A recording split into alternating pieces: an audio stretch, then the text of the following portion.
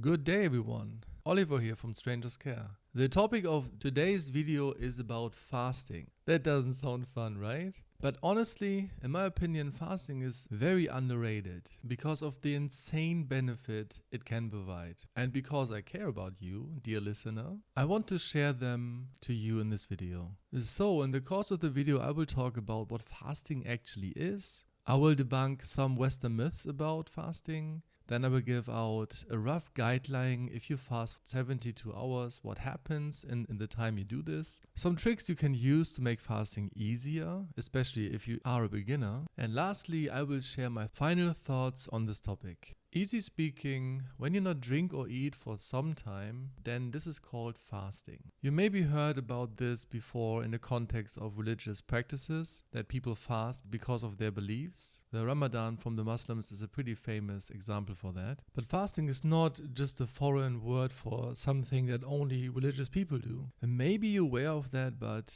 the first meal of the day, it's the breakfast, right? But if you speak a little bit slower, breakfast, or breaking the fast. That's not deep science or something. It just shows that fasting is maybe a little bit more rooted in our society than most people think. But the religious pursuit is not the only reason people fast. People fast for losing weight, healing themselves from all sorts of problems or diseases, boosting their immune system, maintaining a younger look. People even fasting because they want to lose skin because they lost a lot of weight. Fasting can be used for all sorts of things. It goes even so far that people fight off cancer with fasting. There are studies out there that shows the positive impact of fasting in tumor cells, which I think is absolutely amazing. Now you know what fasting is used for.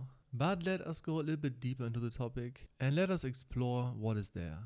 Talking about fasting, especially in Western society, seems a little bit off. Food is everywhere, all the time, 24/7. If you want to go buy something to eat, it actually doesn't matter what it is, you can have it almost all the time. In a time where supermarkets are open around the clock, or you can buy food, like fast food, to your place at 2 a.m. in the morning, the topic of not eating seems a little bit counterintuitive. Why would I even want to not eat? That doesn't serve any purpose, right? We have to eat to survive, aren't we? Even though this is obviously true, I believe having too much of a good thing could be actually a bad thing. And when it comes to eating, I strongly believe that a lot of problems and challenges in our society we face on a day-to-day basis are connected to having too much to eat or eating all the time. Obesity, diabetes, or cardiovascular diseases are all connected to eating too much, or should I say, eating too much of certain foods. What do you think? Do our ancestors had those problems? It's very hard to imagine a tribe 100,000 years ago with a lot of obese people that needed insulin to survive. Somehow I kinda doubt that this was the case. But what is actually different from there to now? As I stated before, we have always access to foods. A lot of diets even recommend eating 3 or 5 times a day. But for a tribesperson at that time, it should be a different story. Maybe it was not uncommon to not have food for a couple of days or even a week in winter times. But they survived, even though the environment they lived in was way harsher than today. What this little thinking experiment should achieve is making you a little bit suspicious about the way we eat, or maybe even you eat. Maybe it's not the best choice for health overall or for good mood. Maybe there's something we can learn from our ancestors here. That fasting is not bad. It just makes sense to assume, because fasting was such a recurring experience for people in the past, that our body maybe even uses those times to do certain or maybe even very important things. Things that we're not used to do anymore. It's maybe ambitious to say this. This could maybe be the reason that health is in decline nowadays. But I'm getting a little bit ahead of myself. I will explain this later in this video. Let me talk about 2 myths that I hear all the time when it comes to fasting. Not eating leads to low energy. On the first look, it's just sensical to assume if we don't eat stuff that ensure getting energy, this should lead to having lower energy, right? But when you think about human in survival situation, this kinda doesn't make any sense at all. Imagine not eating for 1 week. Your energy would dwindle and dwindle to a point that you have trouble concentrating, finding maybe new foods, like fruits for example, or berries. Or your energy would dwindle to a point where you had trouble really catching something or hunt something down. This would ultimately be a vicious cycle that would lead in the death of the human. So what do you think now? Do we lose energy when we don't eat for a couple of days? It's quite the opposite. Not eating for a longer period amount of time will turn you into some sort of superhuman. Wait, don't run away. Let me explain for a second. Because your body is such a big fan of surviving, it will boost up certain attributes so it's easier for you to survive, aka finding food. You will have higher willpower, better precision, and better senses to identify colors, for example. You even have higher levels of confidence, just to name a few. If you read a survival guide or survival book from an expert, those traits are one of the most important traits when it comes to surviving by your own in the wilderness. That can't be a coincidence. So in short, after fasting for some time, your body will enhances your attributes, your overall energy levels, and your senses to make sure that you survive. Pretty amazing stuff. Second myth. If I not eat, my hunger levels will be through the roof. As for the first myth, it absolutely makes sense. Every one of us, I'm pretty sure, has encountered hunger at some point in his or her life. So not eating should make hunger almost unbearable, right? In fact, no. The complete opposite is the case. Let me explain. First of all, hunger comes in waves. Maybe somebody of you encountered that and is actually aware that hunger comes and goes, and it's kind of like in waves. Those hunger waves normally occur at the time you normally would eat something, at dinner for example. And because people normally eat their dinner at the same time over and over again, your body gets used to getting food at that specific time, and that's the reason the hunger spikes at that point. So the wave goes up. The intensity of this hunger feeling is determined by the levels of ghrelin in your system. Ghrelin is a hormone that's only purpose is to signalizing you that you should eat something.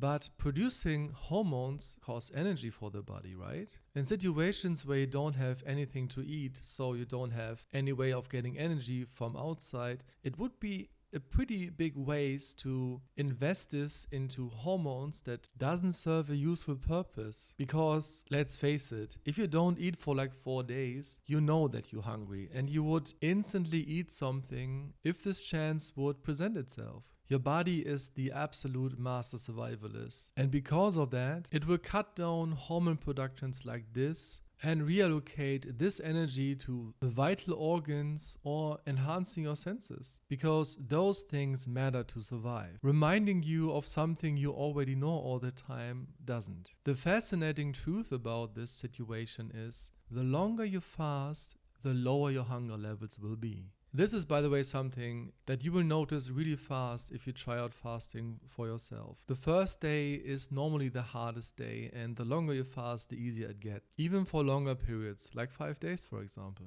I hope this knowledge gave you a little bit more courage to try out fasting for yourself and become happier and healthy in the process. Now let's get over a rough guideline of how fasting is progressing up to the point of 72 hours. So you exactly know what is coming your way and what to expect. This guideline is for water fast. So even though the person doesn't eat anything, drinking water is fine. After the 12 first hours or after a very long sleep, your body will start breaking down fat for energy. On the normal Western diet, your body would normally use glycogen instead of fat, but after some time has passed, more glycogen will be used up in the process. After 18 hours, this fat usage rate for producing energy will increase. Your body even produces ketones that will help metabolizing more fat for energy. To keep it simple, ketones are the fat version of energy. So in this case, you will use ketones instead of glycogen as fuel.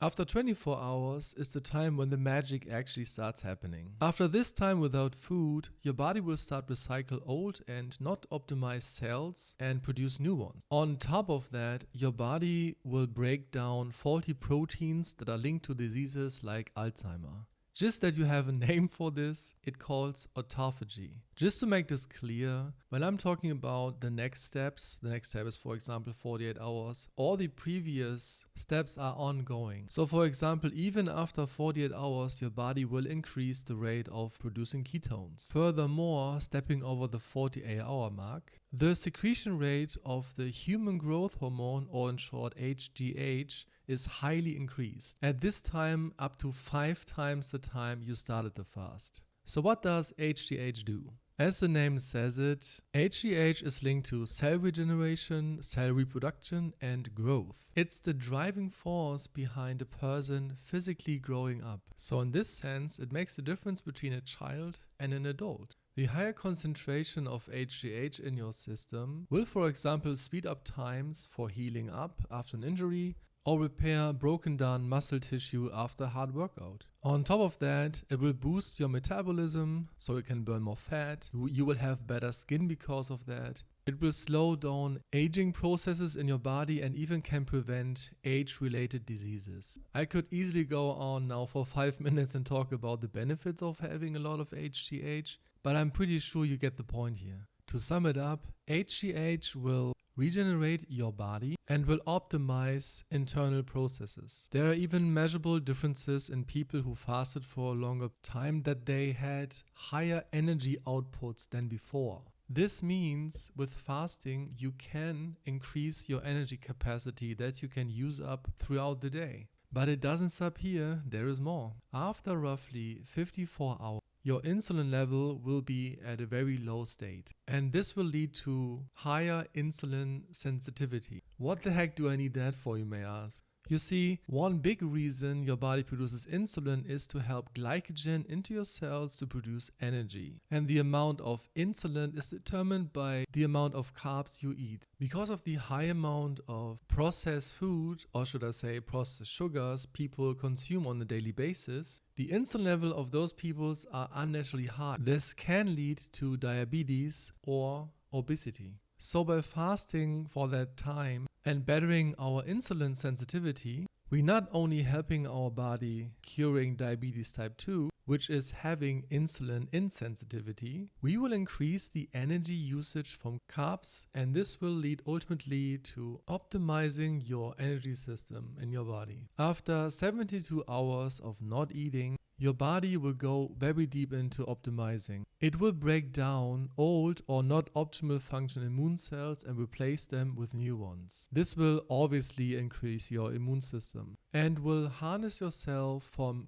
bacteria or viruses from the outside. Maybe not the worst thing in a pandemic situation. Even though we're done with the 72-hour guideline of fasting, I want to make a bonus point here. If you're not eating for a couple of days, your relationship with food will change. You will become more grateful when it comes to eating, and you will enjoy eating much more than before. This will humble you in a very healthy way and will teach you the importance of food. This is sadly something that a lot of people in our societies forget, because food is so omnipresent everywhere. Just try this out and tell me how amazing it feels. Fasting for 72 hours and then breaking your fast with fruit. Really taking your time while eating and just thinking about how cool food is. A beautiful and deep experience that actually could change your life. At this point you may ask if fasting is really a good idea in every circumstance. Even though it looks like that this would be the case, it's not. For the sake of safety, I will go over some situations where fasting is not the best idea.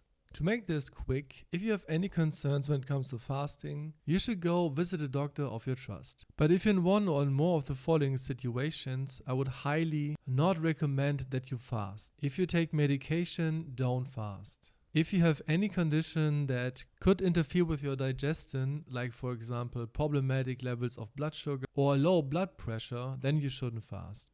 If you're underweight or a child, you shouldn't fast either. The same goes for if you're pregnant or you're breastfeeding. And the last point here, I want to underline this in very big yellow markers.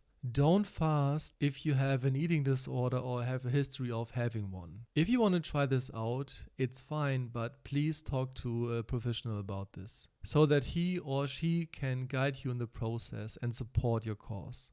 But if you're healthy and you want to try out fasting, I have some tips and tricks for you, especially when you're a beginner. If you never fast and you don't know where to start and you want to take a more slow approach, then you can do the following. Try to get accustomed to intermittent fasting. Intermittent fasting is a way of restricting your eating window. So it's, for example, 16 hours of not eating and 8 hours of eating. You can easily achieve that by eating half an hour or an hour later every day until you reach the eating window. Of course, you can go full cold turkey and do this at once, but you don't have to.